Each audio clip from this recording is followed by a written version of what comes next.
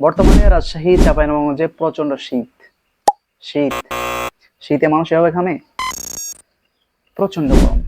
আচ্ছা, তুমি একটু ভিডিও পড়ি, দেখতে খারাপ লাগে।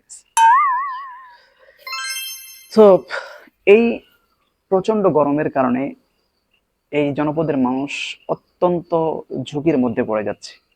ব্যবসায়ী, চাকরিজীবী, কৃষক, শ্রমিক, সবার জীবনটা এক প্রকার ঝুঁকির মধ্যে পড়ে যাচ্ছে বলা চলে। সো এটা অনেক অশোভনীয়, যেটা সহ্য করার মতো নয়। ইভেন লোডশেডিং তো আছেই। লোডশেডিং, কারেন্টের কথা যদি বলতেই যাই, তাহলে কারেন্ট তো মোটে থাকেই না, বরং মাঝে মাঝে উকি দিয়ে আবার চলে যায়। মনে হচ্ছে এক প্রকার আমাদের সাথে লুকোচুরি খেলছে। এটা মেনে নেওয়ার মতো নাই। সো মেম্বার অফ পার্লামেন্ট যারা আছেন, মিনিস্টার যারা আছেন, আপনাদের কাছে বিনীত রিকোয়েস্ট, আপনারা এই জনপদের মানুষের কষ্টগুলো বোঝার চেষ্টা করেন।